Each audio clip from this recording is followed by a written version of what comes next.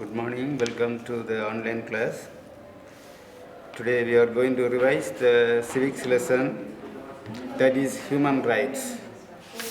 Already one period I revised that lesson, human rights, that one words and first two or three 2 mark questions. Now I am going to revise the fourth 2 mark. Write short note on the right to constitutional remedies. Right to constitutional remedies. That is the fourth 2 mark question. Page number 257. Right to constitutional remedies heading, the second line. By this right, person can adopt constitutional means, approach a court. If person, citizens of India has got the rights, 6 fundamental rights, it is mentioned in the constitution. All must enjoy all these rights. If anyone feel that right is denied, if anyone denied the rights of the citizen, the person can approach the court to get the right. Approach the court if he is denied the fundamental rights. If the person feels that fundamental right is denied, he can approach the court. The court can issue an order that is known as writ. The court issue an order known as writ to the government to restore the right to the citizen. Government, if the person approaches the court to give the fundamental, to restore the fundamental right, the court to give the writ, give an order to the government to restore the fundamental right to the citizen. So that fundamental rights, if any one of the person, citizen, denied, he can approach the court and get the right. So nobody can be exploited. Nobody can be exploited. The fundamental rights cannot be denied. Then the next one, define POCSO. Define POCSO. Page number 260. Page number 260. It is given in the box. POCSO Act. POCSO means Protection of Children from Sexual Offences. Protection of Children from Sexual Offences Act. Even now, many children are affected. They are sexually affected at a small age. There is a sexual harassment. Many children affecting, especially female children, are affected due to these sexual harassments. In the small age, they are people involved that sexual offense. So, to protect the children from these sexual harassments, the government has passed an act in the year 2012. The government enacted a law to protect the children from sexual offences. Offences Act 2012 regards the best interest of the child as being the paramount importance of every stage. Every stage, the child, especially the female children, must be protected from the sexual offense. So that the act was passed. If any male involved in this sexual offense, that person will be punished before law and get imprisonment. Sometimes they are getting a lifelong imprisonment. That based on the crime the one who has committed, they will give the punishment. That is punishments in the lifelong imprisonment sometimes they are getting for that sexual offences. if the female affected by this sexual offense, he can approach the court and get the remedy for that. So that the act was passed in the year 2012. The next one is, why do children need special attention? Why do children need special attention? Children need special attention. They must be protected, looked after carefully. Children are subjected to sale or trafficking. Trafficking means buying and selling illegally, that is trafficking, for various reasons. For various reasons, nowadays the children are buying and selling takes place. The parents, due to the poverty, they do this type of activities. Economic exploitation, sexual exploitation, sexual abuse, drug trafficking and child labor. These are all the problems the children are facing. To protect these children from all these offences, they have to be protected. They have to be protected from all these offences. So they need the special attention. Children need special attention, especially from all these harassments, trafficking, sale, sexual exploitation, sexual abuse, drug trafficking and child labor. These are all exploit the children. So children must be needed the special attention. What are the contributions to laborers by B.R. Ambedkar? B.R. Ambedkar, what are the contributions contributed by B.R. Ambedkar? You know, B.R. Ambedkar was the architect of Indian Constitution.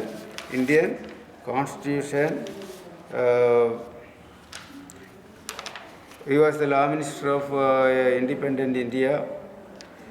All that. That is page number 262, contribution of Dr. B.R. Ambedkar. What are the contributions contributed by B.R. Ambedkar? Especially for laborers, people who are working in the industries, workers, for the welfare of the workers, what he has contributed. Reduction in factory working hours, 8 hours per day. People who are working in the factories, they must work only 8 hours. Previously they used to work 10 hours, 12 hours, but they used to pay minimum wages. They did not pay. If people who are working more hours, they will not pay any extra, only the minimum they used to pay, and extracting the work. Here he mentioned about 8 hours. People must work only 8 hours. If they are doing more than 8 hours, they have to get the wages, extra wages they have to get. Compulsory recognition of the trade unions. They are asked to trade unions, unity among the traders. That is trade unions for the betterment. These unions are formed for the betterment of the traders. Trade unions. They have to get the recognition, government recognitions. The government must recognize the trade unions. That is compulsory. Employment exchange in India to get the job opportunities for the welfare of the people. They have to get the job opportunities so that the employment of exchanges were set up. Then employee state insurance, ESI, that is the benefit of the laborers. ESI, employee state insurance. If they are contributing, they will get the medical allowance and other things. That is ESI. Minimum wages for laborers. They fix the minimum wages. Minimum wages they have to pay, this much amount they have to pay per day if they are working 8 hours. That is minimum wages for laborers. Coal and mica mines provident fund. This also these are all the contributions of Ambedkar for the sake of the laborers, people who are working the manual works. Manual works. Then the next one is all are equal before law, but we have enacted a separate law for women justify.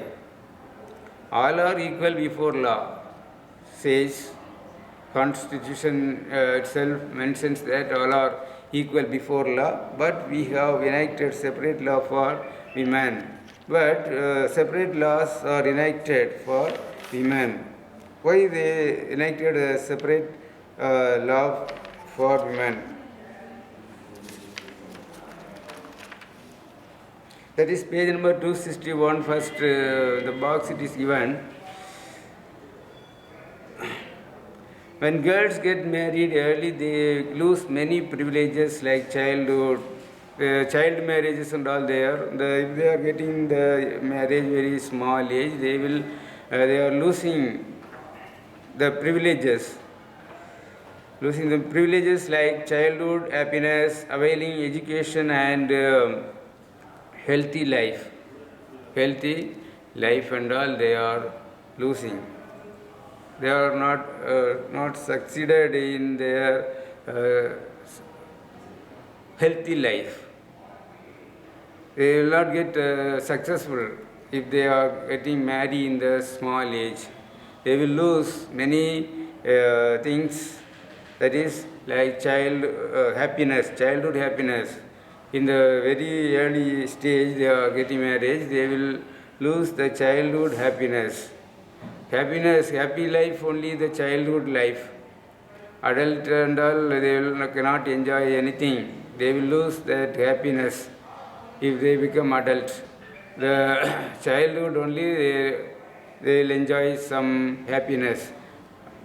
But if they are getting early marriage, especially the female, they will lose all those happiness. Even childhood happiness also they will lose.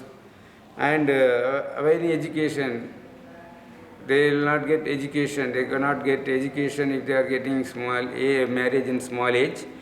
And healthy life also.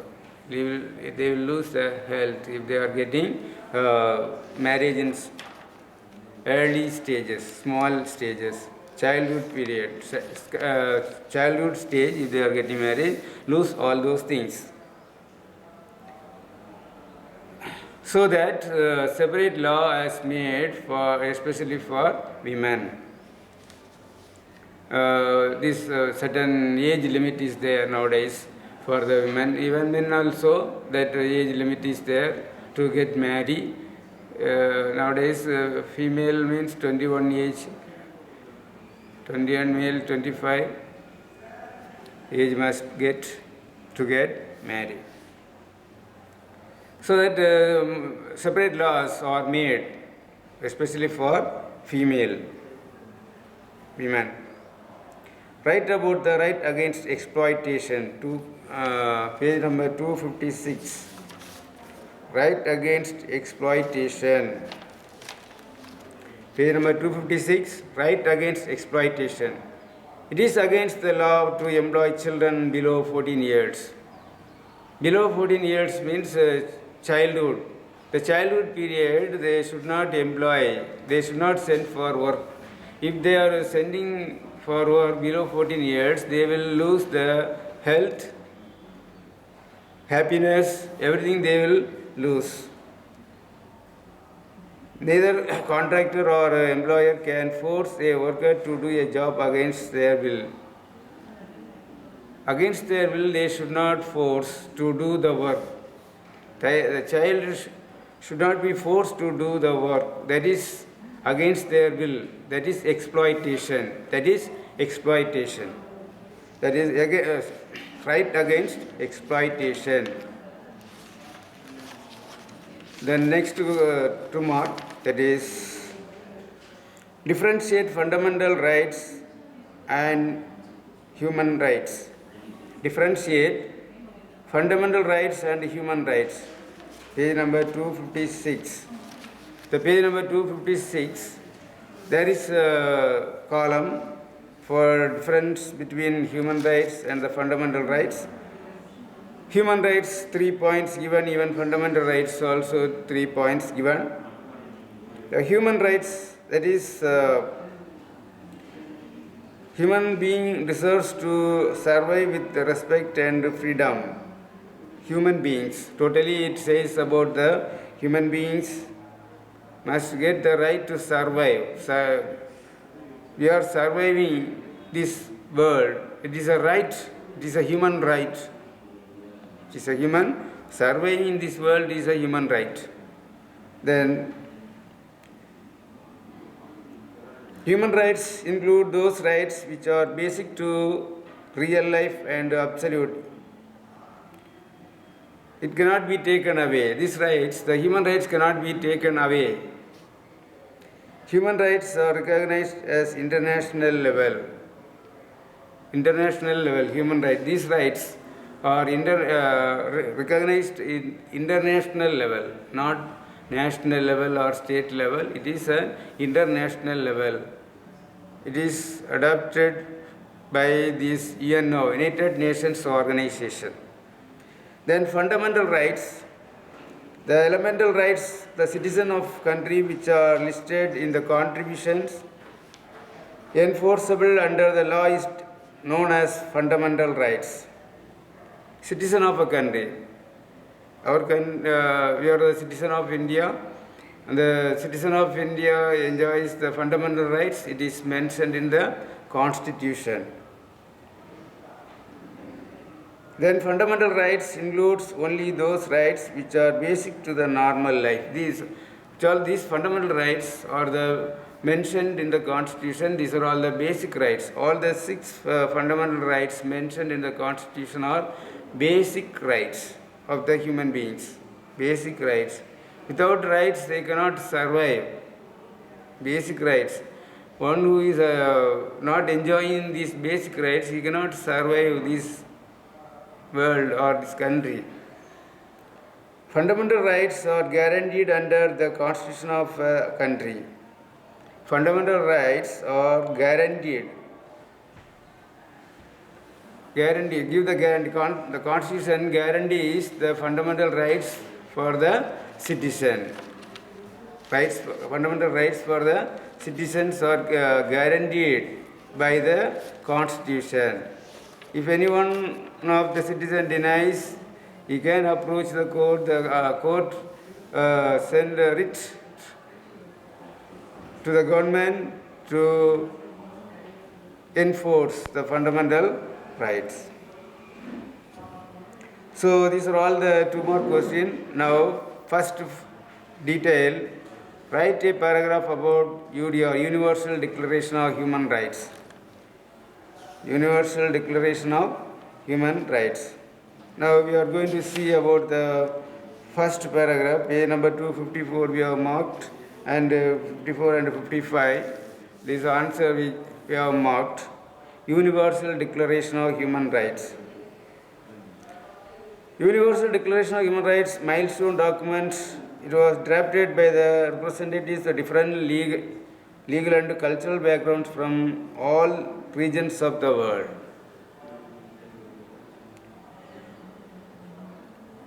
From all the regions of the world, they have drafted this Universal Declaration of Human Rights. It is proclaimed by the United Nations General Assembly. United Nations General Assembly is one of the organ of the UNO. That United Nations organization, this General Assembly is located in Paris. In Paris, the United Nations General Assembly is located. The General Assembly Resolution 217A as common standard of achievement of all people and all nations. The first time it set out the fundamental human rights to be universally protected UDHR, has been translated into many languages. This Universal Declaration of Human Rights is translated into many languages. Many languages it is translated. It is the Universal Declaration of Human Rights is passed by the General Assembly of UNO. It is written in English and translated into many languages. There are 30 articles in the Universal Declaration of Human Rights, guarantees freedom of expression. This Universal Declaration of Human Rights give the guarantee for the expression, right to speak, right to, that is expression, express our feelings by words, that is expression. Once those days it was denied. Freedom of expression also denied, so this freedom of expression is included in the Universal Declaration of Human Rights. This Universal Declaration of Human Rights gives the guarantee for the freedom of expression. Civil, political, social and economic and cultural rights also give the guarantee. This Universal Declaration of Human Rights not only the freedom of expression and also guarantees the civil, political, social, economic and cultural rights of the human beings. It gives the guarantee for that. These rights apply to all people irrespective of their race, gender, nationality. All people are born free and equal. All people of this world born free and equal. That is mentioned in the Universal Declaration of Human Rights. Mention all these rights, give the guarantees to the human beings of the universe, that is passed in the General Assembly of UNO, in the year 1948. General Assembly is in the General Assembly all the people represented from different, all the members of the member countries of the UNO.